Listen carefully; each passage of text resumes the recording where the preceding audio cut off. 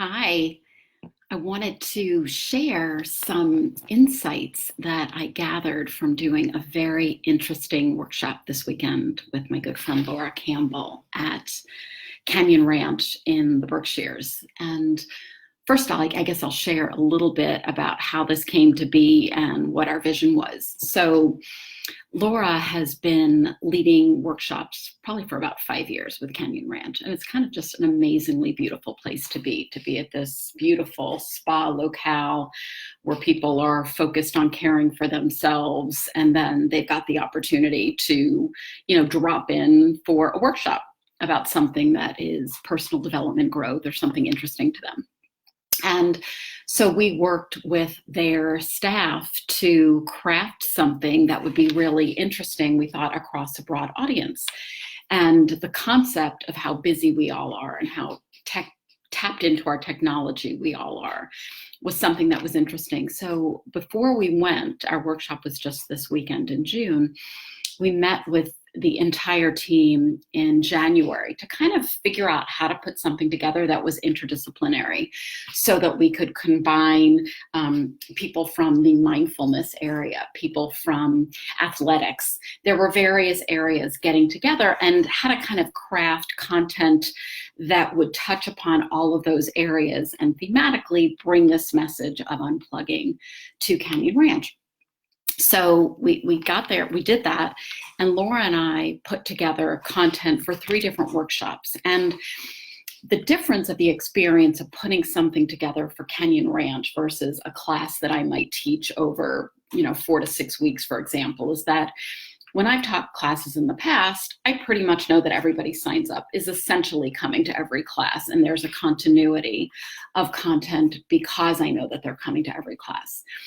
The difference with Canyon Ranch in that experience is people may be coming for 2 days, 4 days. They're starting on a Monday, they're starting on a Wednesday.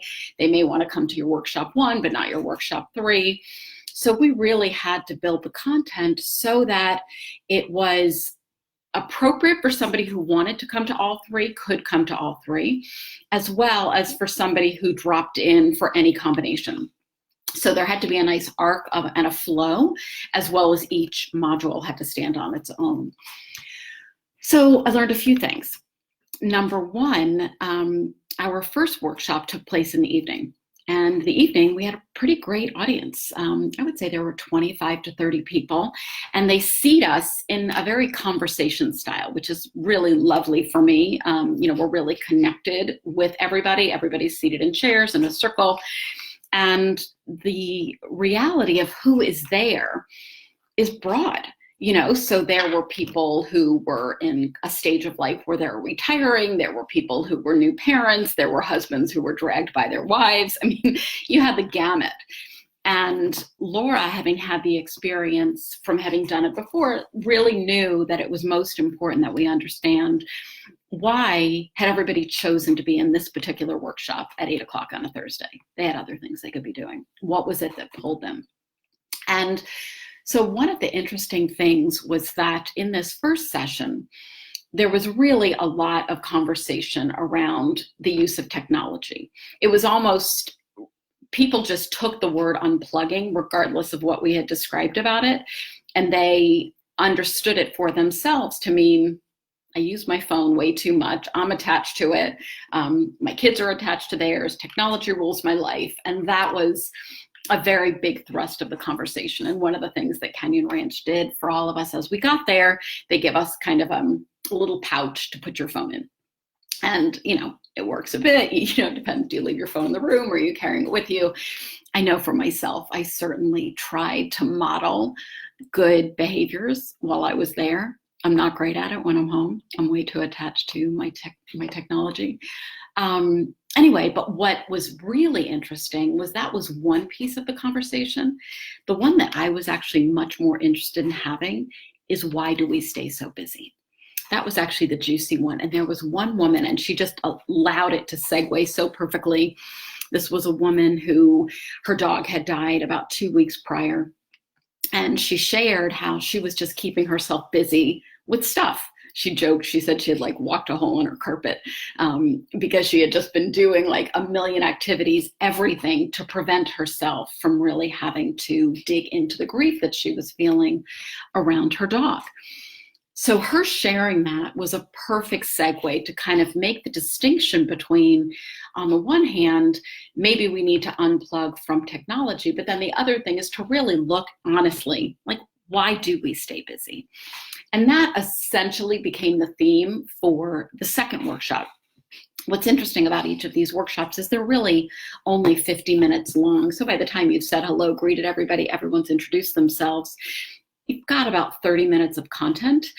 And this isn't a circumstance where we're teaching to, it's really a dialogue and interaction. We're certainly meant to bring wisdom, conversation starters, share any insights, thoughts that we have. But the beauty of it, and part of what I loved so much about it, was we had to really be able to be on the fly and work with people with where they were, work with the difference of the audience. So interestingly, as I mentioned, the first workshop was Thursday evening at 8. Pretty big turnout, 25 to 30. That's sizable for them.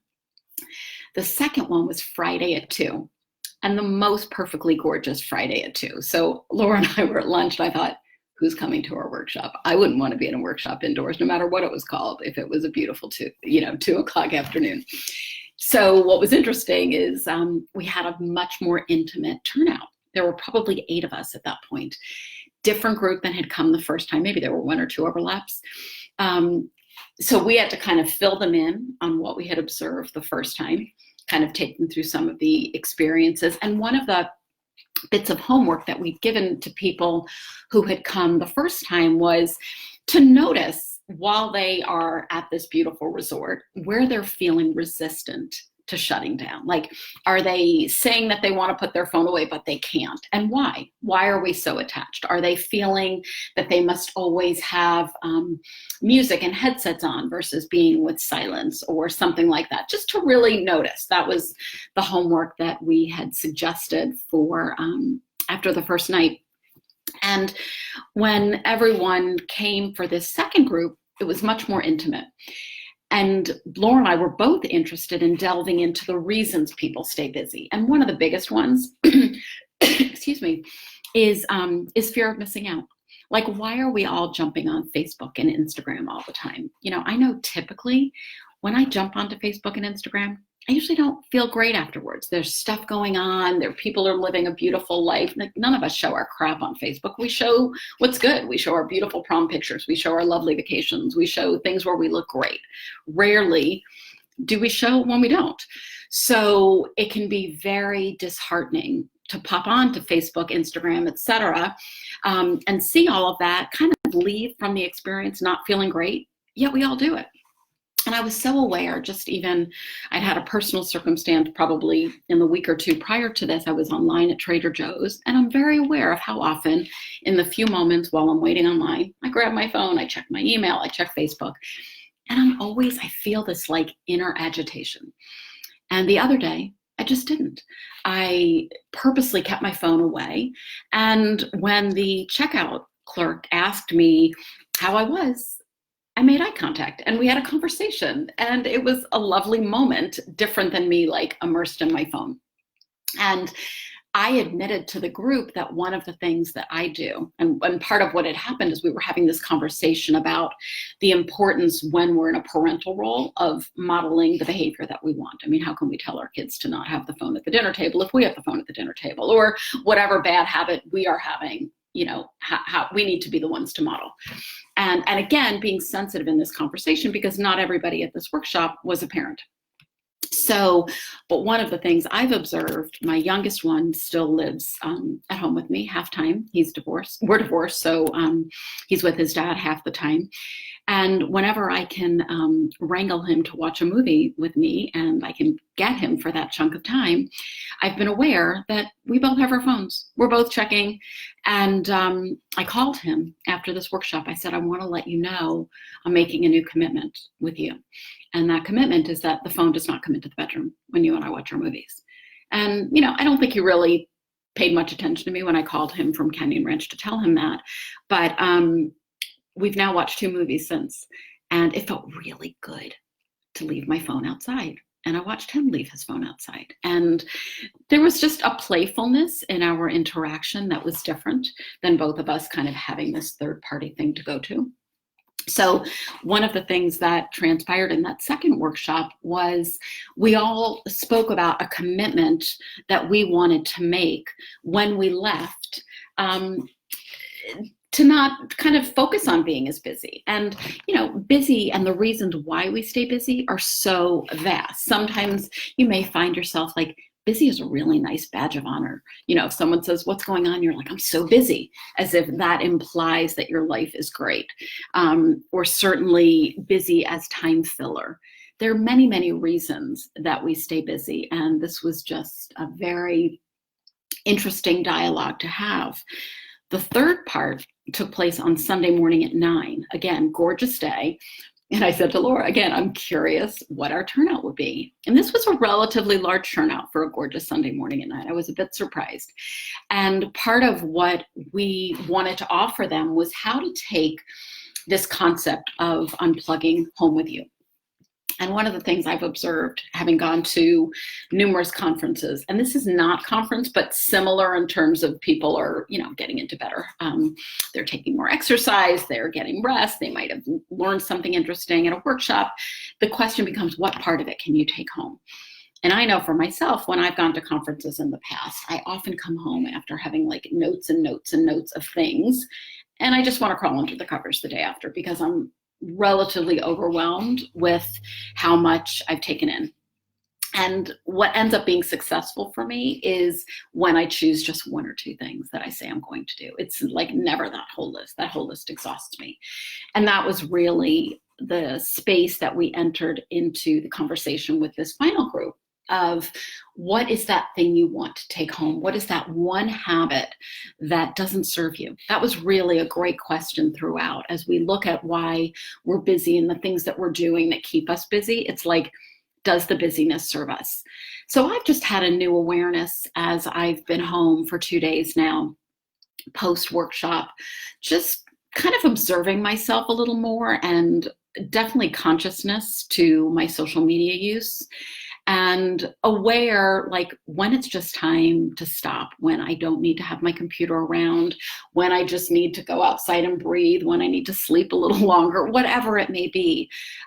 Is it that I'm feeling I want the nurturing from a phone call with a friend, or I just want quiet, whatever that may be. So I share this with you with, it's, some things for you to think about. Notice how busy you are during your day and how much of it you are in control of changing and what you can change. And again, what small steps can you make to make those shifts? Okay, so I will hopefully be back at Canyon Ranch in the fall doing a different workshop. I'm about to speak with them about that. I will keep you up to date, and just a very fun thing to do. For me also on a personal note, I've been reclusive. I'm not out that much over this past time. So this was a good reminder for me of just how much fun it is to connect and to connect in small, intimate groups and to have real conversation about real things that matter. All right, you take care.